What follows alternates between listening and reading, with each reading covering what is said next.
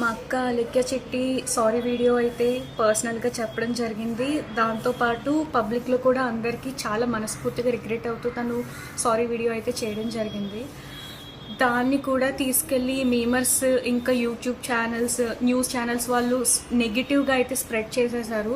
చేయడం వల్ల తను కంప్లీట్ డిప్రెషన్లోకి వెళ్ళిపోయి హెల్త్ మీదకి అయితే తెచ్చేసుకుని ఈరోజు హాస్పిటల్ పాలు అయిపోయింది మీ వల్లే. ఇంత ఒక ఆడపిల్ల మీద ఇంత టార్గెట్ చేయడానికి అసలు నాకు ఎందుకు అంత టార్గెట్ చేస్తున్నారో నాకు అర్థం కావట్లేదు. అసలు బతకనివ్వరా? ఇప్పటికే చాలా మొయ్యాల్సిన భారం అంతా మోస్తుంది. అది మేము కల్లారా చూస్తున్నాము. తనని ఒక్కదాన్నే వదిలినా ఏమైపోతుందా అనేసి ఇన్ని రోజులు భయపడుతూనే వస్తున్నాము.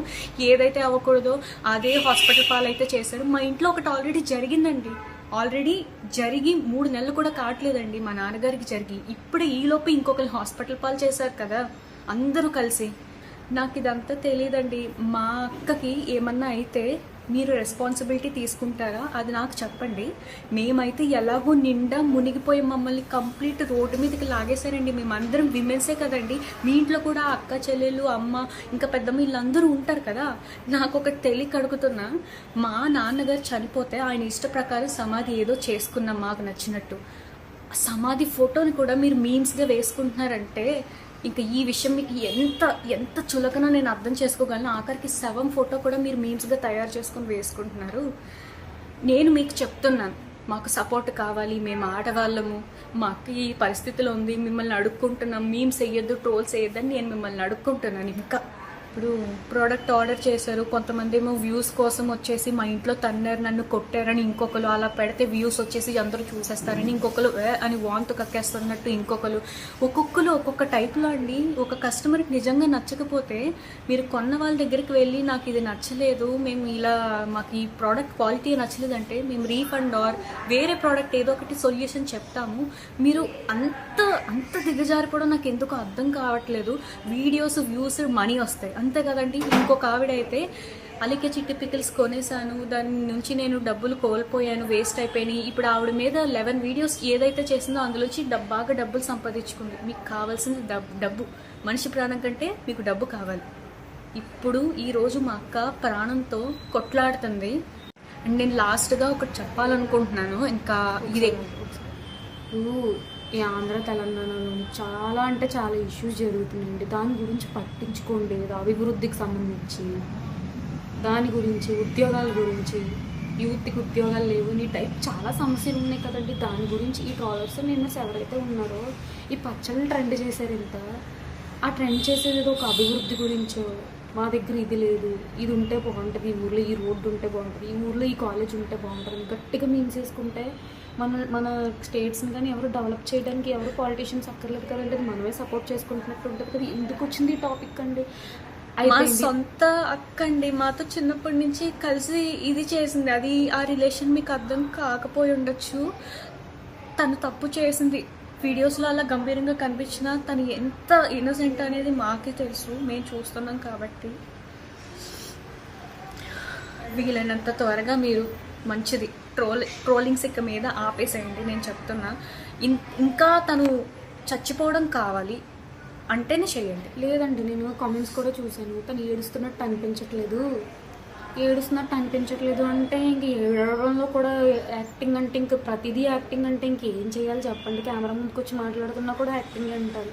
ఇప్పుడు ఇది కూడా యాక్టింగ్ అంటే ఇంక మేము ఏం చేయలేమండి. ఇంకా తన మీద ఏవైతే ట్రోల్స్ ఉన్నాయో, మీమ్స్ ఉన్నాయో దయచేసి ఆపేయండి. పర్సనల్ అటాక్ నేను ఇప్పుడు ప్రూవ్ చేసుకోవడానికి మేము ఇది అని చెప్పుకోవడానికి అయితే నేను వీడియో చేయట్లేదండి. మా అక్క అయితే చాలా సీరియస్ కండిషన్లో ఉంది. తనకి మాత్రం ఏమైనా జరిగితే మీమ్స్ వేసిన వాళ్ళు, న్యూస్లో ఏదైతే టెలికాస్ట్ చేశారో వీళ్ళు మాత్రమే రెస్పాన్సిబిలిటీ తీసుకుంటారా లేదా అనేది నేను క్వశ్చన్ చేయడానికి నేను ఈరోజు వీడియో చేస్తున్నాను.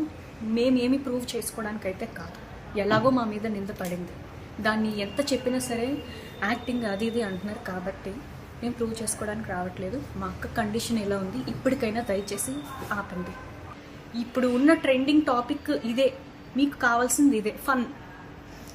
ఫారెస్ట్లు ఏవో కాలిపోయాయి, ఇంకా చాలా రేప్స్ జరుగుతున్నాయి.